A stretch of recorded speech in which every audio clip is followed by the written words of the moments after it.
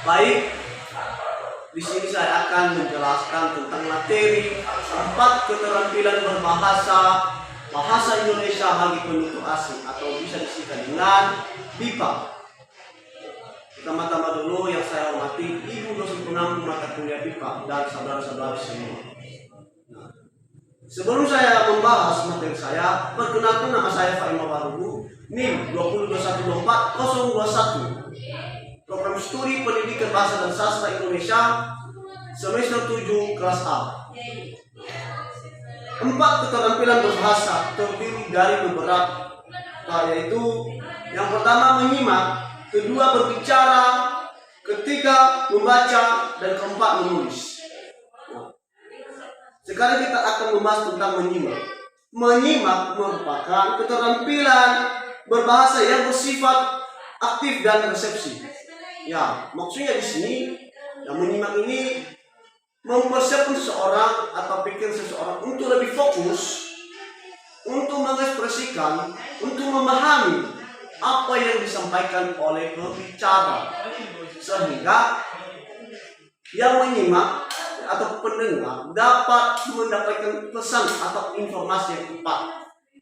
Nah, contohnya begini, ibaratnya ada kita sedang mempertanyakan tentang lokasi atau peta, maka orang yang memberikan pernyataan kepada kita, dia akan memberikan petunjuk kepada kita, sehingga kita juga yang bertanya perlu kita menyimak, ya, apa yang dia sampaikan, sehingga apa yang disampaikan oleh yang memberikan petunjuk sama kita dapat memahami sehingga sesuai dengan informasi yang kita inginkan. Itu salah satu pengertian atau merupakan pengertian dari menyimak. Sekarang kita masuk membahas tentang berbicara. Nah, keterampilan berbicara ini merupakan kemampuan mengucapkan bunyi-bunyi, artikulasi atau kata-kata untuk mengekspresikan, menyatakan serta menyampaikan pikiran, gagasan dan perasaan. Nah, jadi berbicara ini kita memerlukan daya ucap untuk menyampaikan pikiran-pikiran kita, apa yang ada di dalam benak pikiran kita sehingga dapat tercapai. Ya, itulah yang dimaksud dengan berbicara. Jadi berbicara itu bukan hanya sebatas berbicara, tapi mempunyai pola-pola inti yang harus kita pelajari.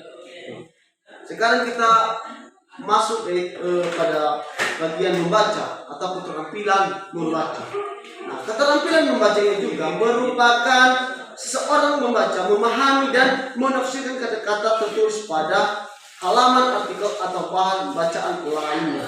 Jadi membaca ini juga bukan hanya sebatas membaca ya dengan berjalan lurus, tetapi kita juga perlu memahami apa saja yang terdapat di dalam kalimat tersebut, apa saja yang bisa menjadi pesan dalam artikel tersebut. Dan kita perlu juga memahami yang namanya tanda baca, seperti titik, letaknya titik, koma, tanda seru dan tanda tanya. Itu juga perlu kita ketahui dalam mempelajari keterampilan membaca. Sekarang kita membahas keterampilan menulis. Keterampilan menulis ini juga merupakan keterampilan atau menuangkan ide, gagasan, perasaan dalam bentuk bahasa tulis sehingga orang lain yang membaca dapat memahami isi tulisan tersebut dengan baik. Jadi keterampilan menulis ini juga ya bagaimana kita menulis, menuangkan ide kita di dalam sebuah buku, gagasan kita. Nah, perlu kita juga memahami bagaimana kita meletakkan tanda bacanya, koma, titik, tanda seru dan tanda tanya. Nah, di lain sisi juga kita juga bagaimana supaya tulisan kita itu dapat dipahami oleh si pembaca. Bukan hanya sebatas menulis, tetapi sehingga di dalam tulisan kita yang telah sedang kita tulis dapat memiliki makna yang bisa dipahami oleh pembaca. Jadi demikian saja penjelasan materi saya. dan saya ucapkan terima kasih. Home.